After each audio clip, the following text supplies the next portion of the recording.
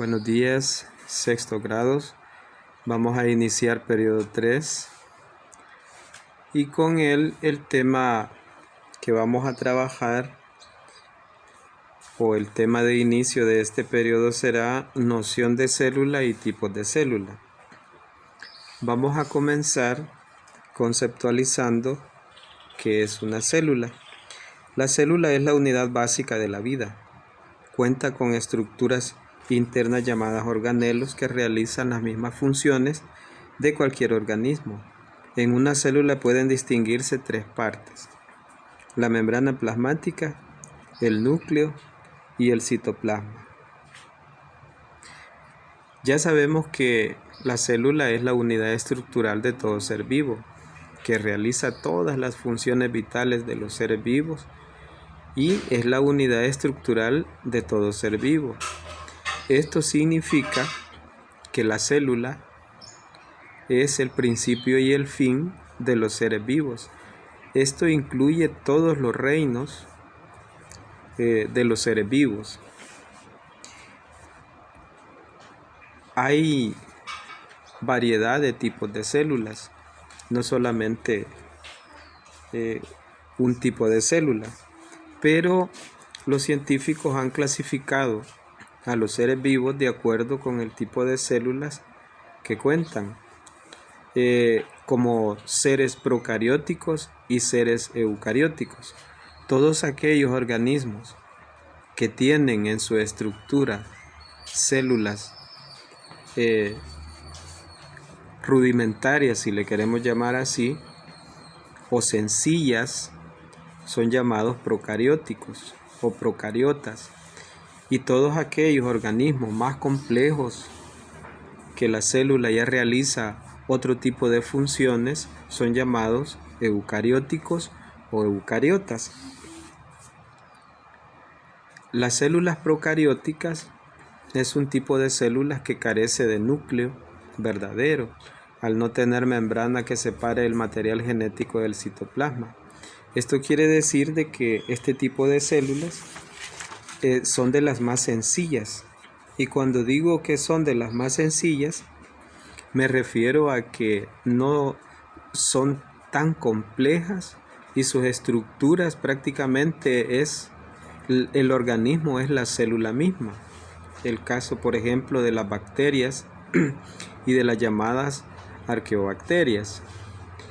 Ahora, las células eucarióticas o células eucariotas es todo tipo de célula y organismo vegetal y animal que presenta un núcleo diferenciado, envuelto por una membrana y citoplasma organizado. Este tipo de células es el que nos forma a nosotros, los seres humanos, las plantas, y son más complejas. Cuando digo son más complejas es porque, como lo dice el concepto, ya presentan una diferenciación en la membrana y el citoplasma con un nivel de organización bien diferente. Podemos hacer una comparación, por ejemplo, entre la célula animal y la célula vegetal. Podemos comparar su forma, podemos comparar las estructuras que la componen. En una vamos a encontrar ciertas estructuras que las diferencian, pero también vamos a encontrar similitudes. Pero nos vamos a detener, por ejemplo, con el concepto de algunas partes de las células. Dice que la membrana plasmática, ustedes pueden observar en estos dos tipos de células, que la membrana plasmática es la que está externamente. Es como la que esté en el caso de la célula animal. Y dice que es la parte exterior que envuelve a la célula. Es como la protección y la separa del medio que la rodea. Regula la entrada y la salida de gases y nutrientes. El núcleo, que es el que ocupa la parte central de la célula, está formado por una envoltura nuclear y el nucleolo, que contiene información genética y participa en la división celular. Cuando dice que contiene toda la información genética, se refiere a esa transferencia de características heredadas de nuestros padres hacia nosotros y también nosotros un día las vamos a heredar a nuestros hijos cuando llegue el momento. Luego el citoplasma, que es el espacio celular entre la membrana plasmática y el núcleo. Lo forma una solución compuesta por agua y sales que contienen a los organelos, es decir, estructuras membranosas comunicadas entre sí. Ya mencionábamos anteriormente que las células pueden ser procarióticas, de las más sencillas, si carecen de núcleo y su organización es sencilla, y las eucarióticas si presentan ya un núcleo y son más complejas. Las funciones que puede realizar una célula son diversas, pero vamos a conocer primero la estructura de cada una de sus partes. El caso de la membrana, como les decía, se encarga de proteger la célula, la comunica con el exterior y el interior a su vez permite el paso de sustancias nutritivas porque también las células se alimentan, respiran, realizan las funciones vitales y esto lo hace realmente en un intercambio que se le llama intercambio gaseoso, desde el interior hacia el exterior. El citoplasma. El citoplasma realmente es una sustancia acuosa en la que se encuentran las sustancias necesarias para el mantenimiento de la célula, el núcleo y los organelos. Es prácticamente como una sustancia que permite prácticamente o es el medio en el cual los organelos y el núcleo de la célula pueden sobrevivir.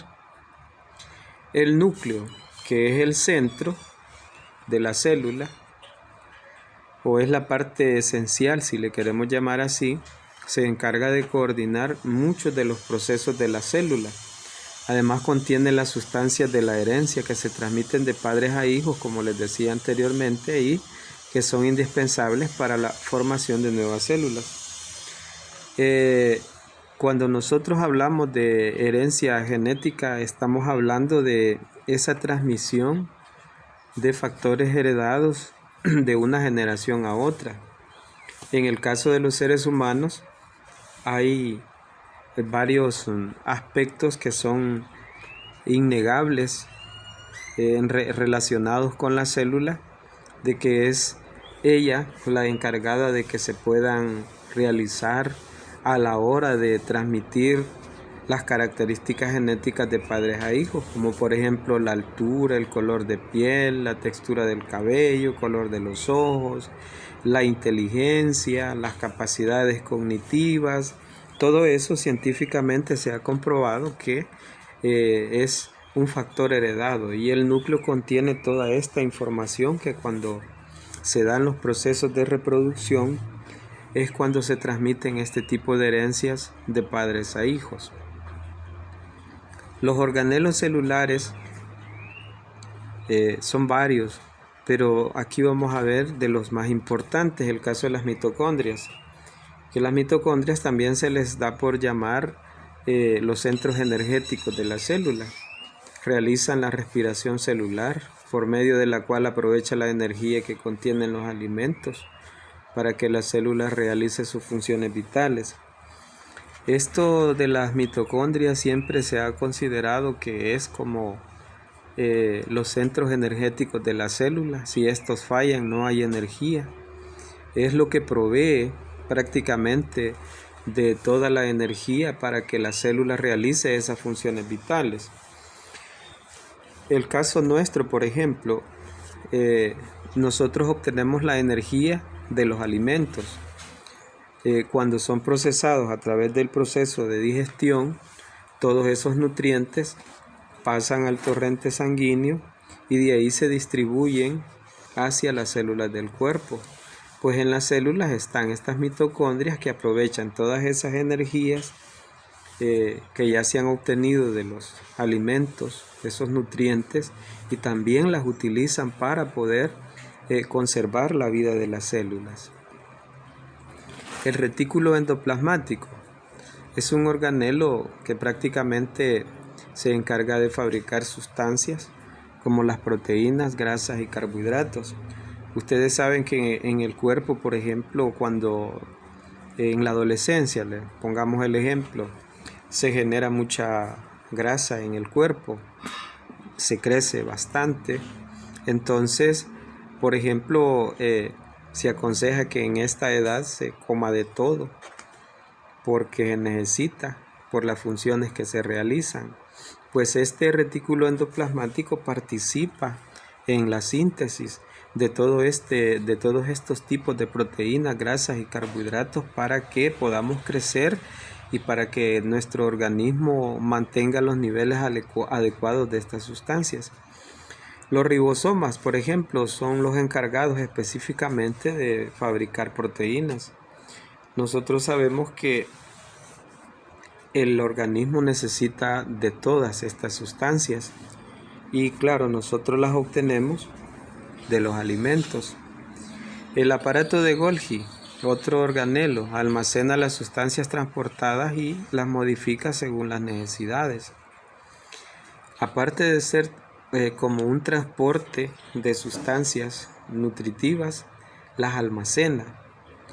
O sea, la célula también tiene su reservorio, si le queremos llamar así, de sustancias de reserva para el momento más adecuado y no quedar desabastecido, como decimos, de este tipo de sustancias que son necesarias para la vida de la célula y para la vida nuestra. Luego los lisosomas. Los lisosomas dice que destruyen algunas sustancias que entran a la célula. Esto es como una función de defensa. Tal vez ustedes se recordarán lo de las células sanguíneas, que los glóbulos blancos son los responsables de proteger al cuerpo de los organismos patógenos, de las enfermedades. Pues los lisosomas dentro de la célula realizan una función parecida. Son los que se encargan de eliminar, si le queremos llamar así, a todas esas sustancias que entran a la célula sin ser invitadas y que muchas veces pueden provocar hasta enfermedades. Los cloroplastos. Aquí vamos a hacer una diferencia, porque cuando nosotros hablamos de cloroplastos, estos realmente son organelos relacionados con las células vegetales. Nosotros los seres humanos en la célula no tenemos cloroplastos, sino que solamente son las plantas, pues ellos atrapan la energía y con ella fabrican alimento que requiere la planta en el proceso de fotosíntesis. Las vacuolas son bolsas membranosas que sirven para almacenar sustancias por un tiempo o para digerir alimentos. Haciendo un repaso de todo esto que hemos dicho, las funciones vitales prácticamente de la célula son el intercambio de gases, que son procesos de asimilación de sustancias útiles y excreción de productos de desecho. También tiene la función de sensibilidad, capacidad de recibir estímulos y responder a ellos. Nosotros prácticamente reaccionamos ante los estímulos, los diversos estímulos que recibimos. Pues también la célula tiene esa capacidad de sensibilidad y reaccionar a los estímulos externos. La reproducción es otra función también celular. Dice que originan células nuevas a partir de una célula madre. Por eso nosotros fenotípicamente, morfológicamente, somos muy parecidos a nuestros progenitores, porque hay una transferencia del material genético que garantiza prácticamente esa transferencia de las características que siempre van a ser transmitidas de padres a hijos y así sucesivamente.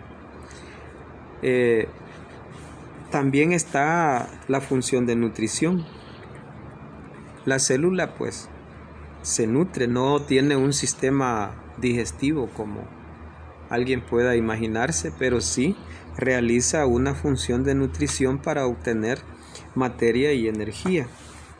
Ya decíamos también que las células autótrofas, por ejemplo, ellas producen su propia energía a partir de otro tipo de energía, por ejemplo la química o lumínica, como lo hacen las plantas, las algas y algunas bacterias. Y también está los seres heterótrofos, que necesitan ingerir energía de otro organismo, por ejemplo nosotros, los seres humanos, los animales, hongos y protozoos, porque no realizan fotosíntesis. También está la función de la respiración, que se realiza a través de la degradación del alimento para producir energía útil a la célula. Esta puede ser aerobia si necesita oxígeno, y anaerobia si no lo necesita. También les mencionaba que hay varios tipos de células. Muchas varían de tamaño y forma. Estas características se relacionan prácticamente con la función que ellas realizan. Por su forma, las células pueden ser cilíndricas como las células musculares, esféricas como los glóbulos rojos, estrelladas como las neuronas y aplanadas como las que forman la piel. El caso de las células llamadas neuronas, pues sabemos que son las que permiten procesos nerviosos. Prácticamente la neurona es la célula base estructural, si le queremos llamar así, del sistema nervioso, y pues muchas de ellas forman redes que al contacto, que se llama sinapsis, pues permite que se den procesos cognitivos en nuestro cerebro, y que gracias a estas funciones podamos aprender cosas nuevas. Algunas de las células presentan una pared rígida y otras no, lo que permite que, por ejemplo, la membrana, la externa, se deforme y emita algunas prolongaciones llamadas pseudópodos, que en muchos casos algunas células las utilizan para moverse. En otros casos presentan flagelos o cilios. Todos estos les sirven para el desplazamiento dentro del medio que se encuentran. Pues la diferenciación de las células animales y vegetales se da por su naturaleza y por el tipo de tejidos que originan. Las células animales, por ejemplo, son muy especializadas. En la medida en que las células se van diferenciando, dan lugar a unidades más especializadas para formar órganos y tejidos. Tal vez es muy complejo explicarlo así, pero todo comienza con una célula. Luego la agrupación de células forman tejidos, la agrupación de tejidos forman órganos, la agrupación de órganos forman sistemas, y los sistemas forman a un individuo. Esa es una especialización y organización jerárquica celular, si le queremos llamar así, de la que nosotros estamos formados. Las células vegetales no son especializadas como nosotros y surgen a partir de los meristemos, que son zonas que dan origen a tejidos vegetales.